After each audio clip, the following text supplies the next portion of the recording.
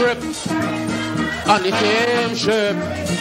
So we must push one common intention. It's for a better life in the region. For we women and we children. That must be the ambition of the Caribbean and the Caribbean and the Caribbean.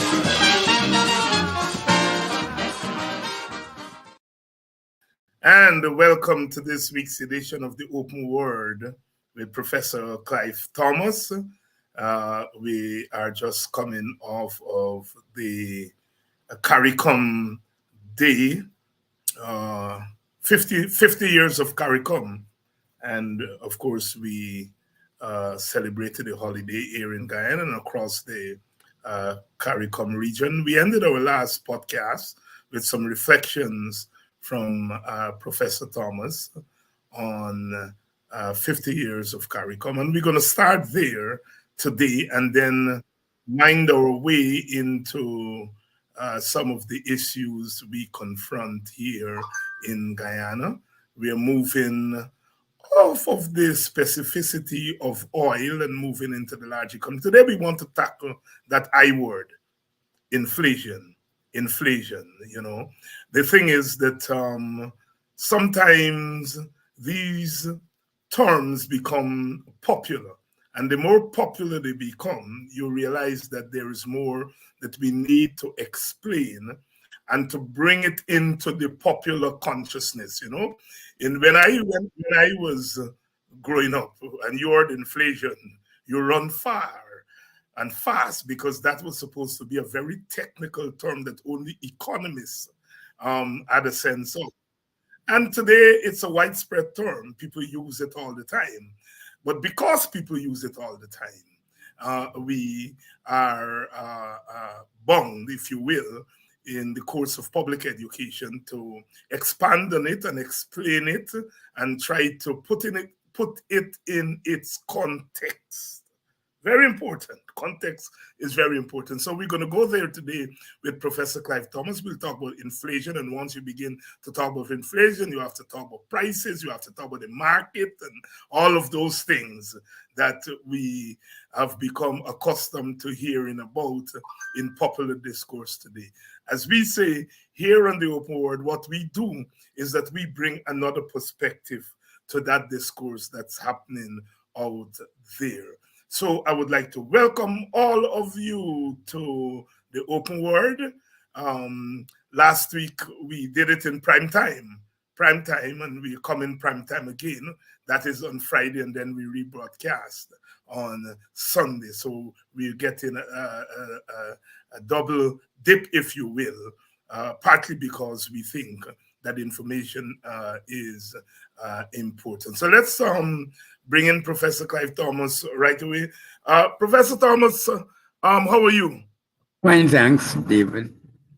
Well, as usual, we want to start. Yes. I look forward to being here. Always CARICOM Day. Yeah. I can't take a holiday. Right. We ended the last time with your reflections on CARICOM because, as we would say on the ground, you were there 50 years ago. In fact, before 1973. You and others of your generation of scholar activists had been grappling with the whole concept of development and integration. And I want to start off with your reflections again, 50 years later, as you peruse those 5 decades. What's your feeling about where we have been and what are the possibilities as we continue to confront the whole notion of Caribbean integration? That's a good starting point, I believe. Initially, when countries talked about integration, they generally talked about free trade among themselves. And it was largely a matter of free trade areas. When we got involved in the discussion about CARICOM, as you say, 5 decades ago, we tried to move it to another level where we're concerned about the integration of economies, generally, not only just trade. particularly in terms of the key functions of the economy. So that is why we, in fact, used to term it in those days as functional integration. So we're not only integrating trade, but we're integrating all the economic functions that are needed to make the economy work, including the manifestation of trade. And the deeper you go into that, the more and more it came towards trying to convert a disparate number of states into what is in effect one united state. But we never got as far as that because we never got very far into the functional integration. Although we did set up a functional integration department of CARICOM, and that still remains up to today. And we try to integrate certain functions like common external policy, common trade policy with other regional groupings. We try to encapsulate some sort of commonality across various sectors in the workings of the economy. So we have common statistical protocols, we have common national income accounting protocols, we have common standards by which we measure things like inflation and so forth. And these are also coordinated with the standards established by the United Nations. So that every country in the world, therefore, when we begin to talk about these things, work and operate and create the statistics that meet the universal tests or the requirements of the United Nations. So the Economic Affairs Division would be ensuring that every single country, no matter where you are, have to produce the same statistics that have the same meaning, except where technically it might not be able to have the same meaning, wherever you might go. For example, you might have a sector like, let's say, galactic intergalactic space activities, but we don't have that. So to that extent, it will really matter whether we join the definition or not. But countries like the United States, like the European countries, like China and so on, would have to engage and support the protocols that define what that activity is supposed to be, and the basis for creating the data and instrumentalities that the United Nations will monitor to ensure that trade or whatever activities occur in that area are regulated. So I just want you to get the idea across that some of these things that we're going to discuss are not fly-by-night things that happens, in a quixotic manner. They are defined by law. They're framed after, I think, many years, I can almost say decades, of United Nations activity at systematizing and agreeing on the measurements and the conditions under which the data will be produced. Professor Clive Thomas, they reflected on CARICOM 50 years later and tying it into what we're going to be discussing this evening. Professor Thomas, the word inflation has become one of those terms that has been popularized. As we move into a petrol state, we, of course, are hearing some of these terms like inflation, local content, and contracts, and all these things are getting into the popular discourse. And as we have been saying off air, the more popular the terms become, the more we feel there is a need to open them up in a way that we have not been, if you will, called upon to do before. And one of those terms is inflation. Let me ask you, as an economist and as a public educator, to first of all define what inflation is, and then to locate it within the larger context of our political economy. Okay, put very simply, inflation seeks to measure the rate at which prices are rising. You can have inflation of anything, even the rate at which anything is changing. You even have the inflation of the universe, because some people feel it does not ever stop. It keeps growing and expanding. And in fact, today, only earlier today, there was a launch of an experiment in Europe to measure by putting something 1 million kilometers into space to measure dark matter and dark energy to see the rate at which the globe or the galaxy, the whole Earth, the whole conception of everything that we have on Earth, and then the world as a whole, the universe is expanding. So inflation talks about that expansion in any sphere. So when economists talk about inflation of prices, they're talking about the rate at which the prices are increasing, not whether you have a high or a low price, but the rate at which the price is increasing. And it gives you the percentage change on what happened in the previous period, which is usually a year. In Guyana, we have had pretty low inflation rates going back over decades.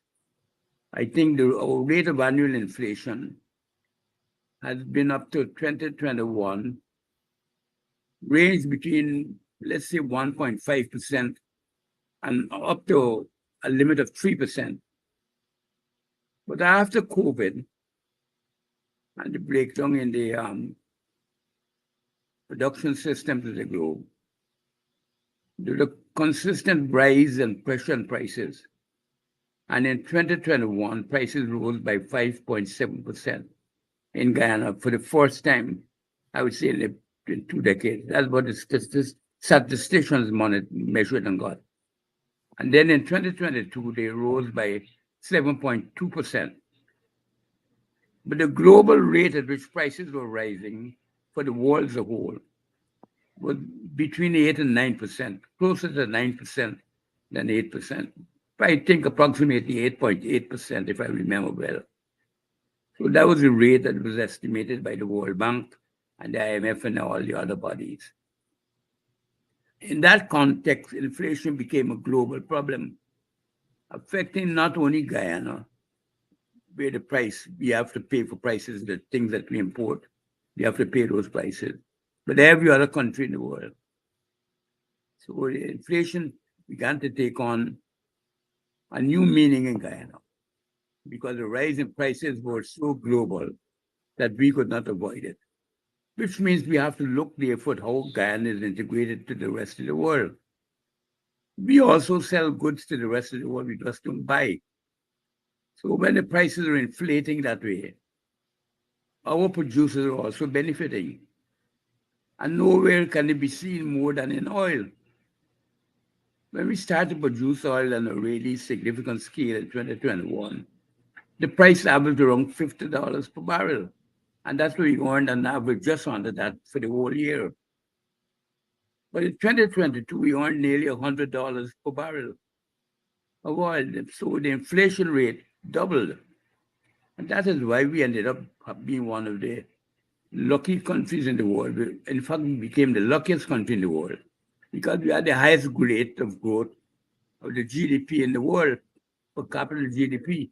We grew by 62% in 2022.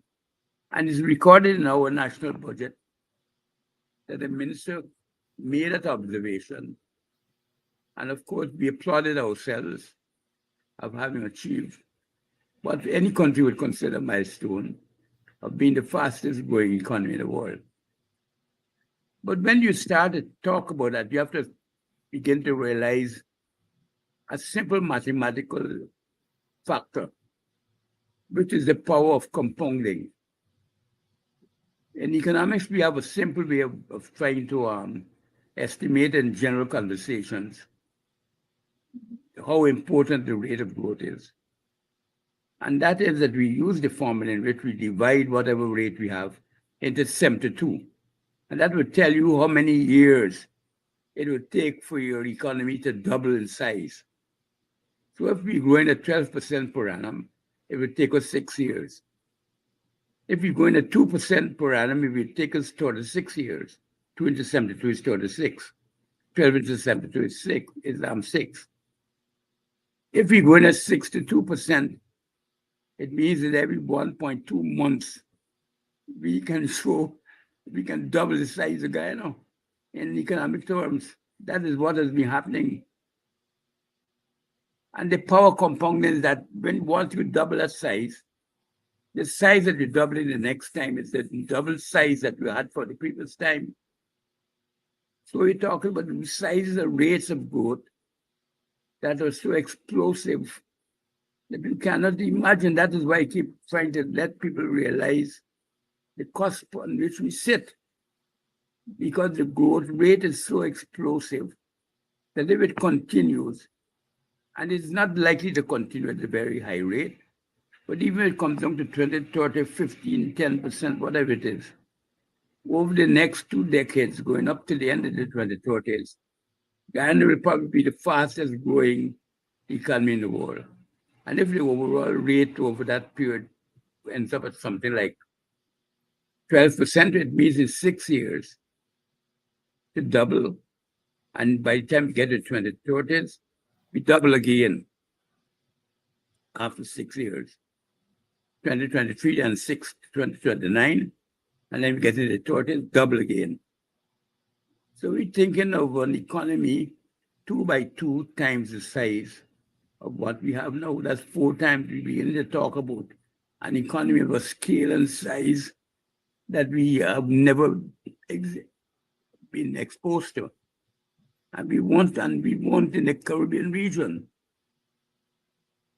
So the power of the compounding effect of growth is that we can look into the future and we can see if any of these assumptions are held, that we're moving into a regime of economic conditions that are very different from the one in which we're starting at now. Mm-hmm. And that is what we're trying to prepare people for. Right. So we're trying to enhance their vision. Yeah. Go ahead. We're trying to enhance their vision about the capabilities that we have. And all of these things are not 100% certain. Because nowhere in life is a certainty. The universe might come to an end. We might have a war coming out of Ukraine that ends up to be a world war. So we never get out of humanity, regressing back to what it was a couple millennia ago. All these things can happen. But we're on the cusp of we must recognize that we're on the cusp of a new dispensation and try to gauge our activities, gauge our actions, prepare our economy, prepare our citizens, and to invoke their contribution so that we can make the best use of these resources that we have now. That is what we're trying to do. Mm-hmm. We're trying to get everybody onto the bandwagon, not because it's a bandwagon, but because the thing is so stupendous, the possibilities, that we, once in a lifetime chance that has happened to us. This is what you might call manna from heaven, my mother used to say. And she always used to remind me it is not free. Yeah. God's God only rewards those who are honest and straightforward. She always said that. So you turn God into an economist. It comes back to your concept of the free market. Yeah. If it's free, how can it be a market? Right. And if it's a market, how can it be free? How can it be free? Yes. See, why there are 2 things that jump out there. One is that the rate of inflation, in a sense, Guyana benefited from that. The rate of the global inflation, that's one. And 2, it is a fact that Guyana is benefiting from the oil that is being extracted. Those 2 things, I think, are facts that jump out. And I want to re-emphasize them because we have conversations in the public space that are going on that, in a sense, negate those 2 things. One is that the high prices we see in our local market, they have a certain kind of meaning, and I want you to explain that. And secondly, that we're not benefiting from oil at all, to the extent that some are arguing that we should leave the oil in the ground. Well, we've dealt with that already. I want you to talk a little bit about the rise in prices that we see in our markets here, and explain that. Explain what that means, because people are panicking. People are saying, look, it's something that the government is doing wrong. That is on the lips of people. These high prices means that something that the government is doing wrong. What is it the government is doing wrong as far as the high prices is concerned is where the question is. And I want you to explain that for us. The high prices and what is the relationship between the high prices and the distribution of resources, because I rather suspect that given your own work and your writings over the last couple of years, that you are big on the distributive aspect of our economic arrangements. So talk to us about these prices and Okay. what they mean. All right. Let's start at the beginning. The rise in the global prices that we started at, which I told you happened as a result of COVID largely, Yes. and also the war in Ukraine. That alters not only the price level, but it also alters the distribution of income and wealth around the world. Some will benefit and some will lose. The overall economy, the global economy might be growing at a particular rate because of inflation, but the distribution of that growth and that wealth will be uneven. And so that same logic applies to the economy. When there's internal inflation, it alters the distribution of income and wealth. People who are better off don't normally suffer as much as those who are not so well off. And that is why we feel that given the fact that we are on the cusp of this big explosive growth in income, that we should devote a part of it to supplementing the income stream of the very poor, so that we don't redistribute income away from them. Because in normal times, inflation disbenefits the poor and benefits the wealthy. And if we allow it to continue, that is what will happen in the normal course of things if we rely on the market alone. So we have to get an active government who recognizes that and who tries to participate in a way which it can support its citizens so their livelihoods do not deteriorate significantly in that period. Now, that activity we have tried to encapsulate in our political program, the Buxton proposal, because we say that the supplementation of incomes of the very poor is the only lasting solution to overcoming the threats posed by inflationary pressures. Because there's no other policy the government can do that will reduce the rate at which prices are rising. They can take off the taxes on some of the items like they did with oil, but the amount they would save by taking off the taxes will not compensate for the rise in the prices that are already occurring. By simple arithmetic, it can't happen. And that means that ultimately, we have to find, if you want to give the public some support, you have to distribute some goods and services to them. We prefer, as we have argued in the Buxton proposal, for an orderly, legalized, regularized, non-political program of cash transfers. And we try to make the case for it. And that case is founded in what we call rationality. It tries not to distinguish between different ethnic groups, and therefore it gives to every household, including those who might not need it, because as I said, the thing is distributed unequally, but whom we can recapture some of it back from through taxation. If we give a poor man $5,000 and he pays his taxes, it'd be far less than if you give $5,000 to a man who's already earning $100,000 a year. US dollars I'm talking about. Mhm. So in that sense, we capture back some of what we gave to the other household. But at the same time, we left another household behind. It's better you err on that side so that nobody is left poor and dangling in the countryside. You can say, I went to bed tonight and I know that no Guyanese is begging for a dish because we didn't make provision for it. Some other thing had to intervene to cause them not to have it. Maybe sickness or something. But you create a program in that way. But what the government has been doing instead is giving ad hoc payments out to people, child care this, school lunch this. And all of these things taken together, maybe the 5 or 10 that they're doing right now, add up to significant sums, but far less than what would be the case for the sustained cash transfers.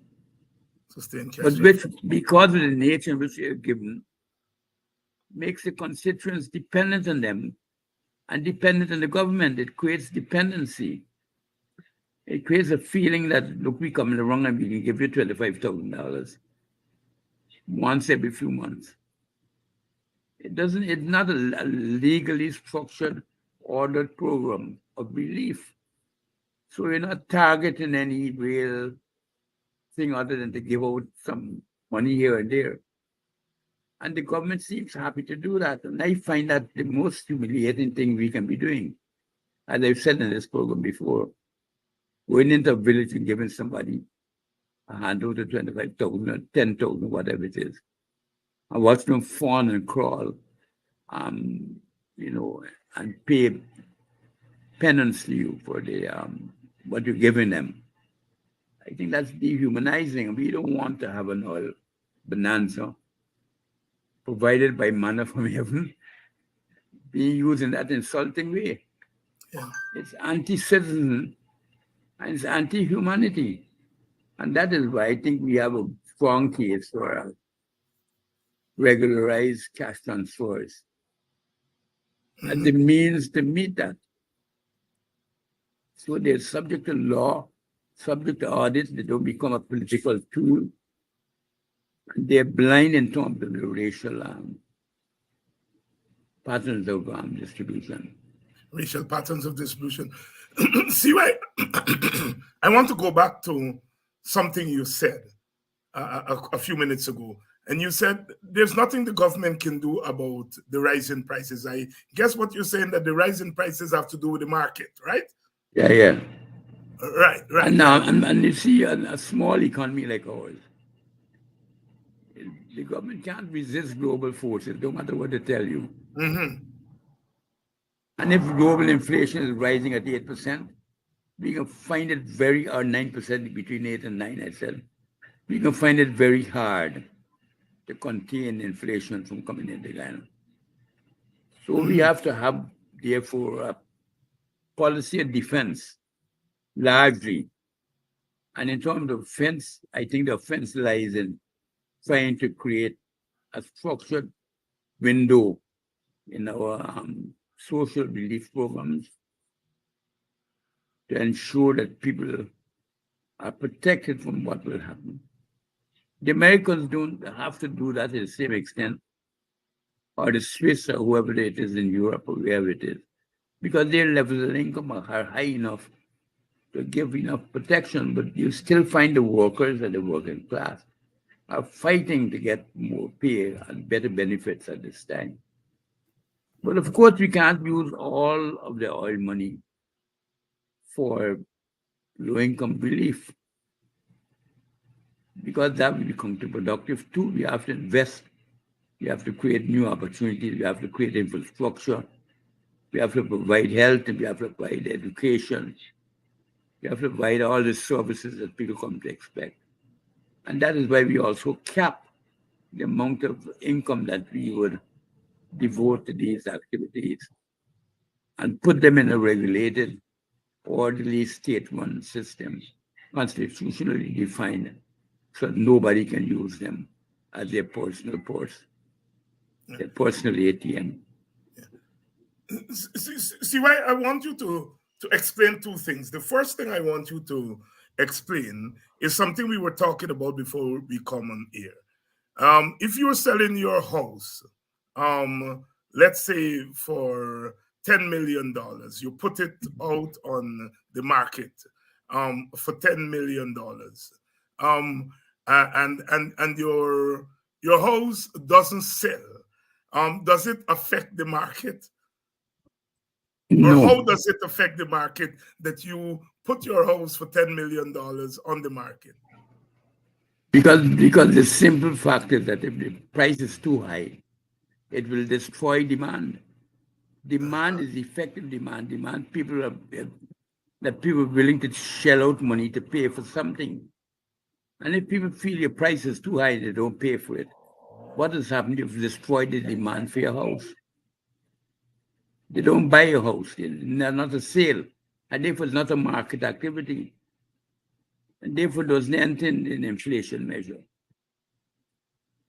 So if somebody got a fish selling for $60 and nobody comes and buy it, it doesn't matter to the market. It's only if somebody buys it and then buys it again next week for 61 or 59, it matters, or for the same 60. Because too high prices destroy demand for the item. Because remember, people only pay a price because they expect to get some benefit out of an item that they feel that the money they spend for it is worth. People don't just buy because the price is high. Buyers and sellers have power in the market, but the sellers usually have a little more depending on the type of market. Yeah. It's only if it's an absolute necessity. It can happen from time to time, like some medicines. You maybe have the only medicine that can save your life. And they can use extortionate prices to force you to buy it. And people may say their life is worth it. Yeah, yeah, yeah. The case of fish come to mind. Last week we were having a discussion in the WPA, and I made reference to the steep drop in the price of fish on the market, and then 2 days later, I saw it in the newspapers where fisher folk are complaining that the prices went down so steep that it's affecting them. Explain that for us. But because one man's demand, one man's something he wants to buy to eat, is another man's supply and source of income. Yes. So you see, that's what I'm saying.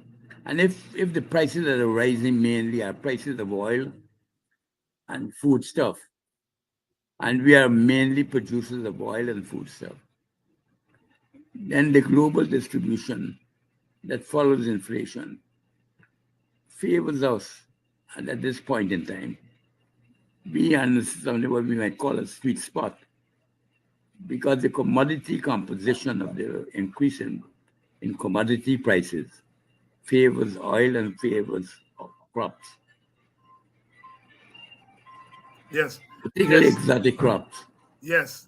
Or the crops. Yes. And we had, in fact, if you look at the budget for 2022, we had remarkable growth in those prices and those output, those items. Mm-hmm. Yeah. Yeah. The other question I want you to address is the one that we hear all the time. If you raise the wages and the salaries for workers, it will lead to inflation. If you put into place the Buxton proposal, it will lead to inflation. Address that worrisome subject for a lot of ordinary people. Well, it's an important subject because in developed market economies, if you ever get into a wage price spiral, the economy is in very serious trouble. if you reach a point where the rise in prices leads to rise in wages, and the rise in wages in turn leads to rise in prices because the companies can't pay the wage rate at that price, then you have a really serious financial condition. You have a crisis in your hands, a serious economic crisis.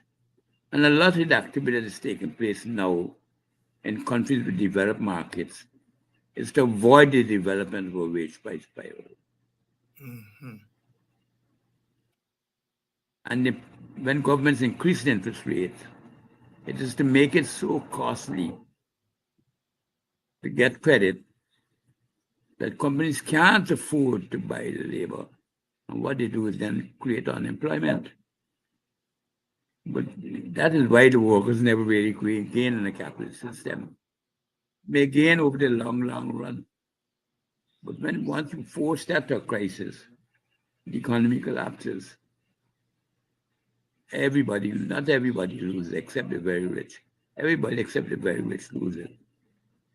And so you have, as now in the States and Europe, a desperate scramble by the central banks and the ministries of finance to prevent the emergence of a wage price spiral.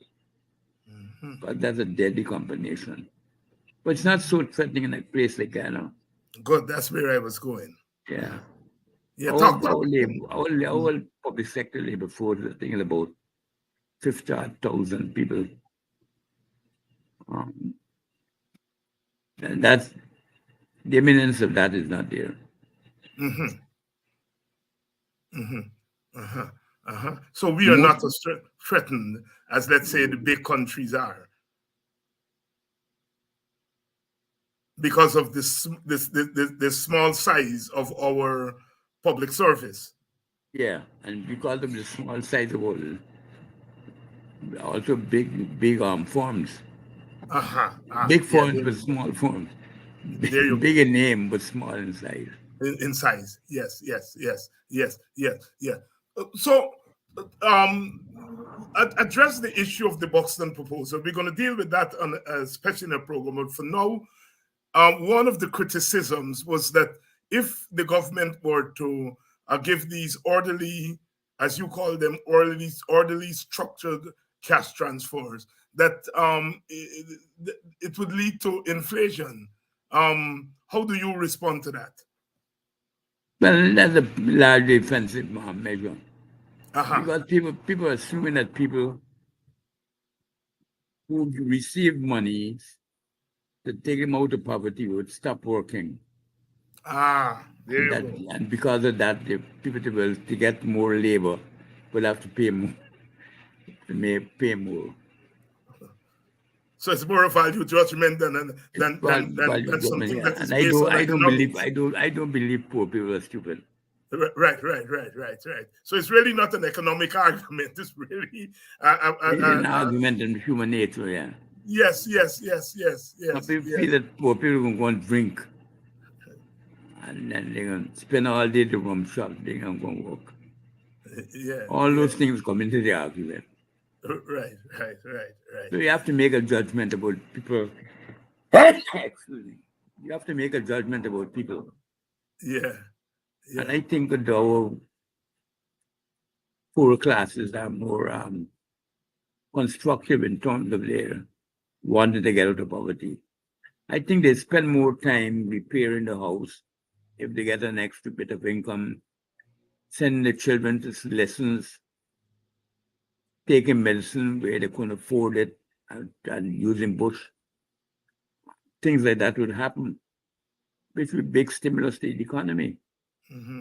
I believe a lot of the agricultural expansion reflects that we've had in the 2022 and the gathering this year.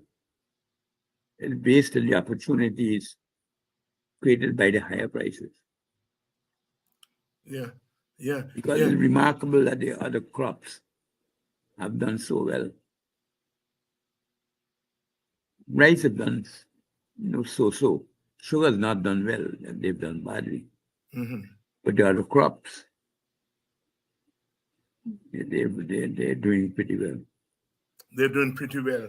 Professor Clive Thomas here. Professor, so the higher prices that we are seeing on the local market, um, you are arguing that these can be, these will have to be measured against the distribution of income, right? They will affect the distribution again. They will affect the distribution of And they should be compensated for, insofar as they reduce income, by the Buxton proposals, the proposals for cash transfers. That is the right. means. Because there are no really other means available to government when inflation is being imported from abroad. So you have to, in a sense, inject, if you will, something into the system, and that's where the cash transfer. And it's something we injecting is what we're getting. And That's oil money. That's a windfall, In any other country, you would treat getting $1 billion or $2 billion US every year. Clearly is a windfall, and that is what we had in 2022. What we can get in 2023. Yes. Professor Clive Thomas here walking us through some economics 101. Very important for us to grapple with these issues. And there are two things that are happening. Our population, judged by your own presence on programs like these, says that people are inquisitive. And secondly, we are part of the global economy. I mean, everywhere you turn and you're talking about global economics, somewhere or the other, Guyana becomes part of that discourse. And as I always say on a program like this, the world has changed. The Guyana that we know has changed before very eyes, and sometimes we don't recognize it. We don't want to recognize it. Yes. That's why it's hoping at least we could direct some spillover to the rest of the Caribbean. To the rest That is why I've made this call for the resource fund, which we keep in North America, to do more productive work in the Caribbean area. In the Caribbean. Clive, we had a U.S. Secretary of State visiting shortly after the 2020 elections. 3 years later, or less than 3 years later, we have the U.S. Secretary of State, this time a new one, visiting Guyana. Reflect on what that means. I tell my audience all the time that in my not so long political activism, I remember Kissinger visiting Jamaica, the then U.S. Secretary of State, in 1976 or 77. And that was a big deal, the U.S. Secretary of State visiting. Here in Guyana, we have U.S. Secretary of State visiting twice in 3 years. What's happening, Clive Thomas? I think it's a recognition of our growing status and their recognition of what lies ahead of us, even before us. And they're seeing us as a significant regional player. And if we work well within the Caribbean region, we have 13, 14 votes, that's a significant amount of votes. Very few countries can call on so many other countries to support to support them. A little bit of a flu. Yeah, and you mean there, of course, the 14 CARICOM votes at the United Nations and also at the OAS, which is the hemispheric player. And then we also have influence of the small island states. Don't forget that. Right. But we were the co-founders, the Commonwealth. Right. Very significant number. So I think, and as I suggested to you, I feel that we should be seeking membership of the BRICS. BRICS, yes. That's my feeling. That's a feeling.